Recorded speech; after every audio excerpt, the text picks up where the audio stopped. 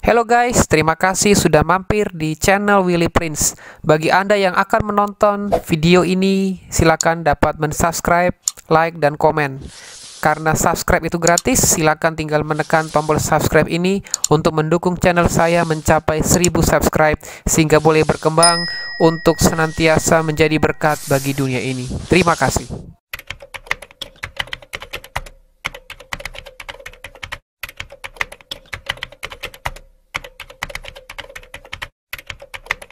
Shalom saudara, kembali lagi bersama dengan saya Willy Prince Channel di Sejarah Gereja Part 5 ya, atau di session 5.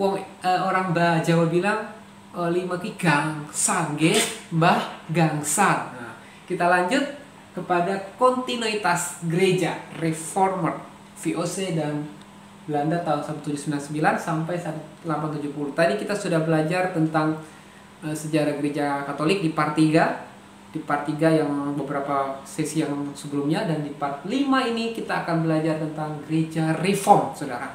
Gereja Reform itu sangat kuat di dalam hal doktrin dan pengajaran, karena mereka sangat menekankan tentang Alkitab sebagai fundamental utama, sebagai pijakan mereka adalah ajaran Alkitab, adalah firman Tuhan. Ya, kita melihat di sini tahun 1799 VOC sebagai penguasa lama telah bubar, dan mereka mengganti nama dengan Pemerintah Hindia Belanda. Sampai sejauh mana kebijaksanaan lama dari VOC diteruskan di bidang zending, ya di lingkungan gereja, sampai sejauh mana pula kekuasaan baru ini membawa perubahan di dalam hal ini. Tentunya kebijaksanaan penguasa baru serta misi baru, ya, berbondong-bondong datang ke tanah air, itu dipengaruhi oleh angin baru yang dari Eropa, sehingga umumnya, dan Belanda pada khususnya, saudara. Ya, dampak angin baru ini terjadi di Maluku dan Minahasa. Dan di sini kita akan belajar tentang dari VOC kepada pemerintah Hindia Belanda. Lalu munculnya adalah gerakan pencerahan dan pietisme. Lalu ada Joseph Camp, ya, tokoh sejarah gereja di Maluku. Lalu ada Johann Friedrich Riedel, tokoh sejarah gereja di Minahasa. Dan corak kekristenan di Maluku dan Minahasa di tahun 1870. Kita masuk kepada yang pertama, dari VOC ke pemerintah Hindia Belanda. Kita melihat di layar, saudara. Silakan ke layar ya. Di sini konsep Joseph Camp tiba di Ambon pada tahun 1815. Ya, dunia kolonial Belanda telah berubah. Di mana VOC dulunya adalah badan swasta yang mewakili kepentingan negeri dibubarkan, dan Indonesia diurus langsung oleh pemerintah Hindia Belanda. Dari tahun 1816 sampai 1864 Indonesia langsung di bawah Raja Belanda, saudara. Dan dimulai lagi dari tahun 1864. Kemudian mulai dari tahun 1864 Parlemen Belanda yang menentukan kebijaksanaan politis, saudara. Jadi Belanda punya pemegang erat yang kuat. Gara-gara VOC diganti dengan Belanda. Kenapa, saudara, diganti? Karena korupsi. VOC korupsi dan memalukan bangsa Belanda, dan mereka mengganti nama VOC menjadi Pemerintah Hindia Belanda. Seperti kita zaman dulu, Orde Baru menjadi Reformasi, Orde Lama, Orde Baru menjadi Reformasi, saudara. Ya, salah satu akibatnya perkembangan di Belanda lebih langsung terasa di daerah kolonial, saudara. Semua gereja Protestan di Indonesia tahun 1800 digabungkan oleh pemerintah Hindia Belanda. Itu artinya Hindia Belanda memegang kendali kepada pergerakan gereja-gereja Protestan. Contohnya, gereja pertama kali yang berdiri di Indonesia adalah Gereja Protestan Indonesia. Catat, saudara. Gereja pertama yang berdiri bukan HKBP. Catat. Yaitu Gereja Protestan Indonesia, yang dikenal dengan GPI. Ya, beberapa peraturan untuk GPI antara lain di sini, secara teori dukungan keuangan dari pemerintah kepada gereja dicabut. Jadi dukungan keuangan dari pemerintah kepada gereja itu dicabut. Ada prinsip pemisahan antara negara dan gereja. Jadi diutarakan bahwa gereja dan negara itu harus terpisah. GPI dipimpin oleh satu badan pengurus yang diangkat oleh Gubernur Jenderal. Jadi pemimpin GPI yang mengangkat bukan sinode tetapi gubernur jenderal, dan berpusat di Batavia. Tugas gereja adalah memelihara kepentingan agama Kristen. Supaya apa? Gereja tunduk kepada pemerintah, gereja tunduk kepada negara. Supaya rukun, hidup rukun, tertib, damai, dan memiliki rasa cinta kepada pemerintah. Itu sudah diwujudkan bukan pada zaman sekarang, tetapi pada zaman Hindia Belanda. Kita diajar untuk hormat kepada pemerintah. Ya, dari tahun 1500, abad ke-15, Islam makin meluas. Saudara, luar biasa, hanya 2 abad Islam berkembang dengan cepat. Kenapa Islam berkembang dengan pesat, saudara? Karena mereka punya motivasi bukan uang. Mereka punya motivasi bukan untuk rempah-rempah, tapi benar-benar murni memberitakan ajaran dari Muhammad, saudara. Sehingga 3 abad Islam bisa mengembangkan agama mereka di Pulau Indonesia. Dan tahun 1800 secara garis besar ia telah menduduki daerah yang sekarang. Dari dia menguasai Jawa dan Sumatera. Makanya Sumatera dan Jawa banyak orang-orang Muslim, saudara. Kemudian proses asimilasi menjadi makin nyata, teristimewa di akhir abad ke-19. Di abad ke-19 berkat hubungan Jazirah Arab dengan Indonesia, mereka semakin meluaskan wilayah mereka. Hal itu berarti pekabaran Injil di daerah itu akan lain sifat dan hasilnya dibanding dengan daerah-daerah agama suku. Dari hal di atas kita dapat dibawa kepada satu kesimpulan, saudara, bahwa sikap serta kebijaksanaan pemerintah Hindia Belanda terhadap gereja dan misinya tidaklah begitu berbeda dengan VOC. Artinya, gereja tetap sebagai alat pemerintah. Gereja hanya sebagai alat propaganda pemerintah untuk melaksanakan kepentingan dari pemerintah Hindia Belanda dalam hal kemakmuran ekonomi. Jangan heran, pengajaran teologi sekarang seputar berkat dan ekonomi, kemakmuran. Karena itu sudah diajarkan oleh Belanda kepada gereja-gereja badan misi Protestan. Hal itu terlihat di dalam larangan atas penginjilan di daerah yang sudah ada Islam. Jadi saudara, kalau ada orang Islam tidak boleh menginjil, saudara. Kita menghargai agama-agama lain. Demi mempertahankan apa? Kerukunan. Supaya apa? Bukan masalah kerukunan. Sebenarnya dibalik metode yang mereka lakukan, tujuannya apa? Supaya ada kepentingan dagang, saudara. Kepentingan dagang, yaitu wilayah Jawa dan Aceh contohnya, saudara. Sampai hari ini, terutama Sunda dan Aceh, Injil sulit diberitakan di sana. Sampai itu sudah terjadi sejak tahun 1850. Kerelaan memberikan dukungan kepada pengkristenan di daerah agama suku untuk melunakkan sikap anti terhadap pemerintah kolonial. Acuh tak acuh terhadap hakikat gereja. Tidak ada kerelaan untuk biarkan gereja menjadi gereja dalam arti yang sesungguhnya. Yang sangat penting, pemerintah tak pernah menyatakan secara formal, saudara, kedudukan orang Indonesia Kristen. Jadi orang-orang Indonesia yang pribumi itu tidak dipentingkan atau tidak menjadi sesuatu yang utama dari pemerintah kolonial Belanda ini. Sangat sedih ya, saudara, tragis. Kita jadi penganut agama gereja, tapi kita nggak dianggap sebagai orang Kristen, saudara. Coba kalau saudara berada pada zaman itu, apakah saudara mau pindah iman, atau pindah gereja, atau ke laut aja, saudara? Ya, hanya saudara dan hati saudara yang menjawab ya. Kita melihat sini terjadi 2 perkembangan di negeri Belanda yang menyebabkan perkembangan yang kita lihat di atas tadi, mengakibatkan bahwa perubahan antara tenaga pengabar Injil serta metode. Ya, metode ini terlihat di dalam, kita lihat gerakan pencerahan, saudara, ada gerakan pencerahan di sini. Itu aliran berpikir Eropa yang menekankan tentang ini, akal budi, tentang nalar, dan mereka tidak percaya istilah tahayul, tapi mereka menekankan dogma dan bentuk keagamaan, dan segala bentuk keagamaan yang tidak sesuai dengan rasio itu tidak perlu diterima. Karena terbukti bahwa rasio adalah hakim terakhir, pola pikir, akal budi adalah hakim terakhir di dalam menentukan segala sesuatu.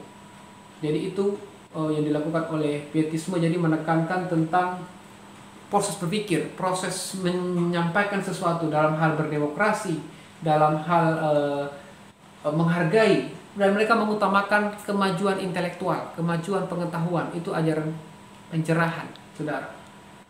Jadi orang-orang Eropa itu lebih pintar dari orang Asia. Orang Eropa pada zaman itu bangga dengan kemajuan ilmu pengetahuan dan teknologi, sehingga banyak sekolah-sekolah teologi yang hebat itu ada di Eropa, saudara.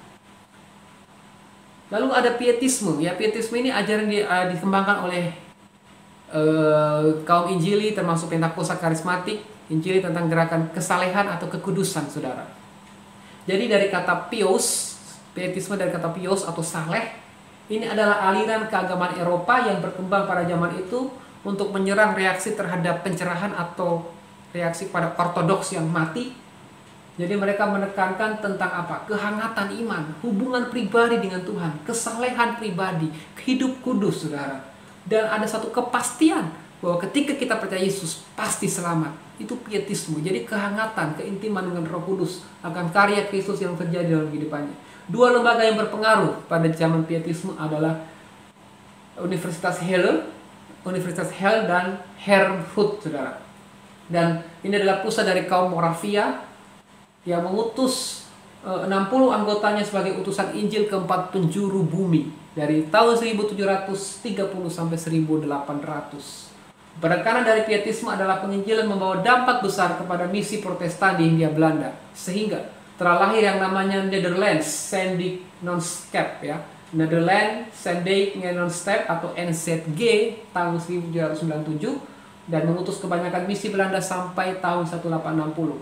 Lalu ada lembaga utusan lain namanya Java Comité Nederland Zendik, lalu Renaissance Missionaire Geselschap yang di Jerman, saudara.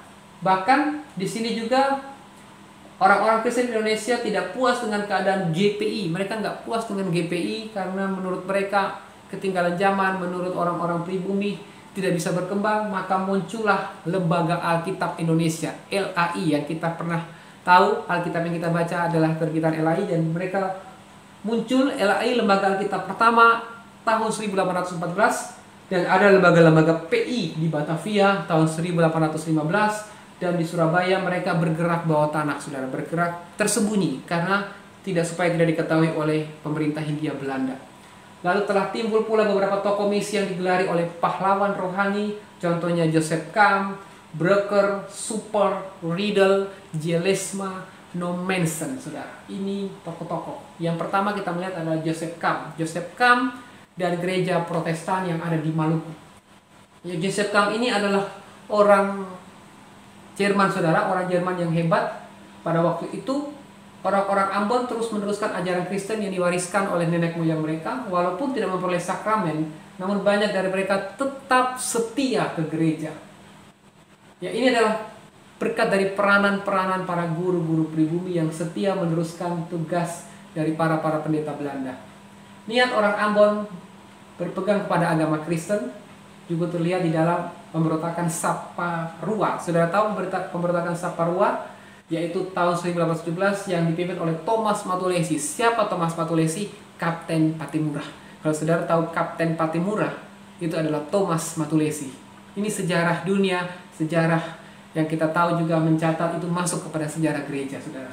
Pemerintah Belanda menghentikan dukungan dana untuk sekolah dan gereja, serta gaji buat para guru.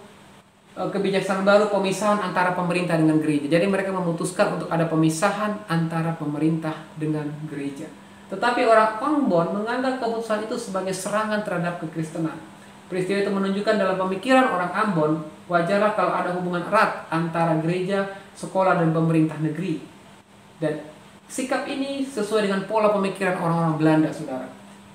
Di masa pencerahan, sesuai dengan pola pemikiran agama suku yang berlaku pada waktu itu, yang dipengaruhi oleh pola pikir pencerahan, saudara. Kalau kita melihat di sini, ya, pola agama suku lain masih ada, yaitu kenyataan bahwa kebanyakan orang Ambon masih menyimpan benda keramat. Jadi orang-orang Ambon di situ masih menyimpan benda-benda keramat.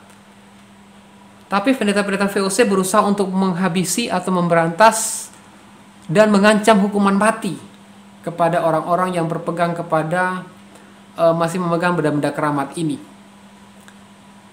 Ya. Yuk kita lihat di sini, di sini ada Joseph Camp. Ini berasal dari keluarga pietis dari Belanda.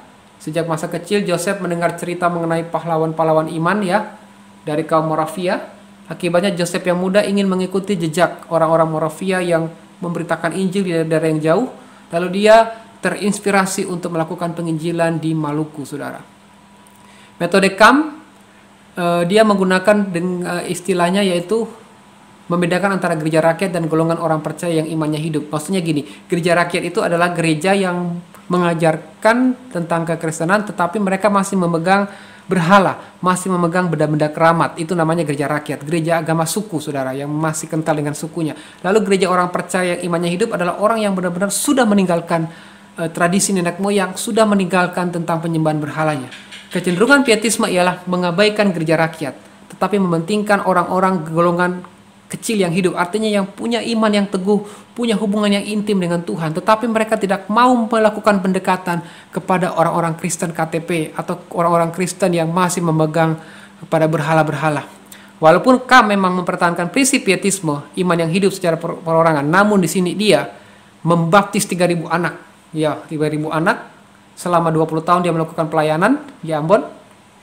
Lalu dia berkhotbah, mengajar, mengawasi guru, menjalankan sakramen, kurang lebih kepada 70 jemaat di pedalaman, baik itu di Ternate, Minahasa, dan Sanggirta Laut, lalu ke pulau-pulau ke timur juga, di mana di sana bahkan tidak ada pendeta yang hidup atau meneruskan misi penginjilan dari Joseph Camp selama bertahun-tahun akibat dari kekurangan tenaga pendidik atau pelayan Tuhan, dan dia menghimbau supaya banyak pendeta-pendeta yang dikirim ke sana. Kemudian pemerintah Hindia Belanda pun mengirim 8 orang pendeta, itu pun dari Belanda, bukan orang pribumi, saudara. Ini beberapa hal yang dilakukan oleh Joseph Camp, ya. Dia seorang pietis yang fanatik dan hidup realistik, ya. Secara perangan ia sadar bahwa masyarakat mayoritas tidak boleh dikorbankan demi menguatkan golongan hidup yang merupakan minoritas. Ini penekanan yang dilakukan oleh Joseph Camp. Lalu kita masuk kepada, nah ini dia, lanjut. Joseph Camp, dia tahun 1835 datanglah guru Belanda yang beraliran pietis bernama Roscoe. Jadi Roscoe ini aliran pietis, dia mendirikan sekolah pendidikan guru. Kalau saudara pernah dengar istilah SPG, bukan SPG yang di Matahari ya saudara, jangan berpikir SPG itu, tapi sekolah pendidikan guru yang mendidik guru-guru, banyak guru-guru agama maupun guru-guru pengetahuan umum, itu yang mendirikan adalah Roscoe, itu dari pietisme saudara.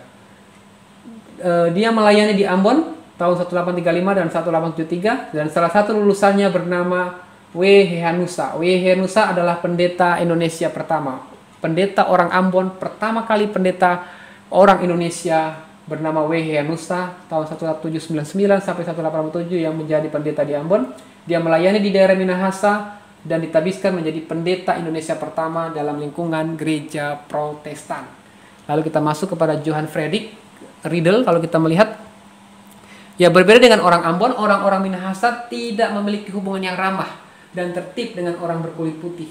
Kenapa? Karena mereka jengkel, mereka benci dengan orang Spanyol, orang Portugis yang menganiaya mereka, yang mungkin terlalu keras kepada orang-orang Minahasa ini, saudara.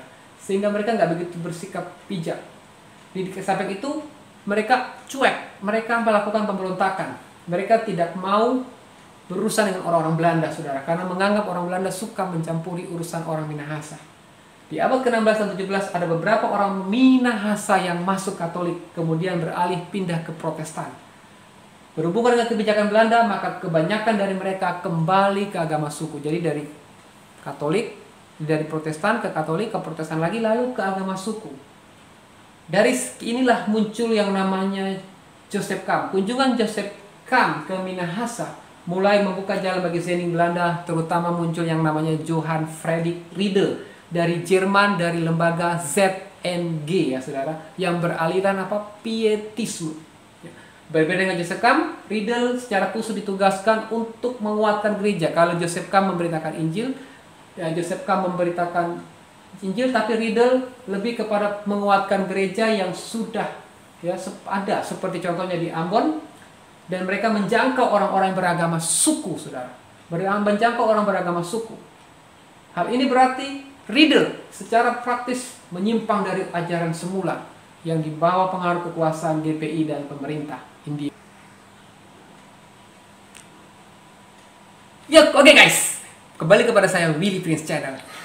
Berbeda dengan Joseph Camp dan banyak utusan Belanda yang lain, Riedel secara khusus ditugaskan bukan untuk menguatkan gereja yang seperti yang ada di Ambon. Kalau di Ambon mungkin menguatkan gereja, tetapi kalau di Minahasa justru dia menjangkau orang-orang yang beragama suku. Itu suku apa? Minahasa. Nah, hal ini berarti bahwa Riedel secara praktis menyimpang dari ajaran GPI, kekuasaan GPI dan pemerintah Hindia Belanda, saudara.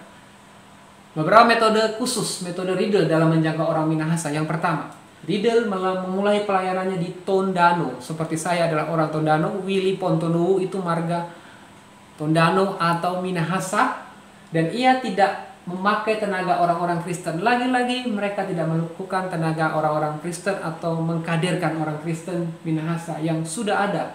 Dan ia tidak mewarisi kebiasaan pendeta Belanda, saudara, yaitu dengan cara menjelek-jelekan adat dan agama suku dengan kata-kata yang pedas. Ya, Riddle bersikap ramah kepada semua orang. Ya, dia sangat bersikap ramah, mengundang mereka makan di meja makan. Ini prinsip yang dilakukan Yesus. Cara dia menginjil, cara dia memberitakan kabar baik adalah mengundang makan di rumahnya. Setelah makan, dia melakukan metode penginjilan untuk menjangkau orang-orang Minahasa. Makanya orang Minahasa sangat terkenal dengan ngumpul dan makan. Seperti saya, saudara. Kalau saya itu ketemu Anda, saya bisa ngajak makan, kita makan bareng. Saya pernah menegur orang, saudara, menegur teman saya yang susah diatur, saya undang makan dan saya tegur dan dia menerima. Itu prinsip yang sangat efektif di meja makan. Perjamuan kasih yang dilakukan oleh Rasul Paulus di gereja mula-mula itu adalah metode yang paling efektif di dalam memberitakan kabar baik. Gereja perlu meneladani atau melakukan metode ini, saudara. Riddle belajar bahasa Minahasa dengan menguasai bahasa Tondano. Somangkuning, anak? Mari yuk kita spokol. Nah, itu contoh bahasa Manado, saudara. Sedikit aja saya tahu. Hal ini bertolak belakang dengan anggapan pendeta Belanda sebelum dia yang beranggapan bahwa bahasa daerah terlalu miskin, saudara. Itu menurut pendeta Belanda. Penerjemahan Alkitab dilakukan dalam bahasa daerah Minahasa. Ini yang dilakukan oleh Riddle dan Joseph Camp. Berbeda dengan ajaran Katolik Xaverius, ya, Franciscus Xaverius yang tidak menerjemahkan Alkitab atau kurang dalam menjangkau agama suku. Tetapi Joseph Camp dan Riddle sudah melakukan pendekatan kepada agama suku sehingga kekristenan semakin berkembang. Demikian pengajaran Sejarah Gereja Indonesia Part 5. God bless you.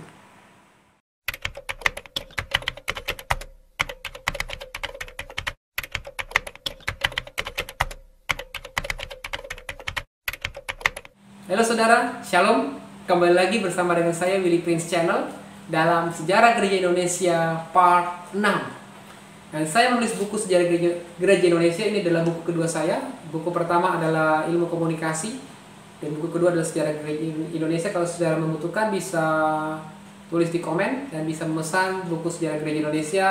Dan hari ini saya akan mempelajari, akan menyampaikan tentang sejarah gereja di Jawa di abad 19. Yang kita kenal dengan yang namanya Kiai Sadrak, ada Paulus Tosari, dan juga ada Kiai Tunggul Wulung, saudara. Di sini, saudara, Jawa itu berbeda dengan daerah-daerah di Indonesia Timur dalam hal penginjilan atau pelayanan untuk mengembangkan gereja. Kalau di Minahasa, di Maluku, itu yang mereka hadapi, tantangan mereka adalah agama suku. Tetapi pelayanan atau penginjilan atau pemberitaan Injil yang dilakukan di tanah Jawa itu menghadapi tantangan dengan kosmologi Jawa Hindu dan juga pengaruh Islam yang kuat.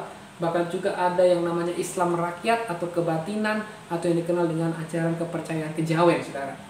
Melihat kenyataan tersebut, Injil lebih mudah masuk melalui agama Jawa. Namun kenyataannya nggak demikian, saudara. Kenapa, saudara? Ya, kalau kita melihat di sini, ya, di antara tahun 1830 sampai 1860, pemerintah kolonial Belanda mengalami berbagai kesulitan, khususnya di dalam hal ekonomi. Melihat kenyataan itu, pemerintah Belanda berusaha untuk mengisi kas negara dengan menguras kekayaan Indonesia, yaitu rempah-rempah, terutama di tanah Jawa. Karena Jawa itu sangat besar rempah-rempahnya, tetapi juga ekonominya sulit untuk berputar, karena begitu banyak pengeluaran yang dikeluarkan sehingga dana VOC atau dana pemerintah Belanda itu sudah minim, saudara. Di tahun 1800, Pulau Jawa sudah menjadi mayoritas agama Islam. Abad 18, di mana Islam sudah berkembang begitu pesat. Namun di tengah-tengah masyarakat yang corak berpikir pra-Islam masih sangat kuat dipertahankan. Masih banyak orang Jawa yang terpengaruh dengan adat istiadat dan ajaran kebatinan.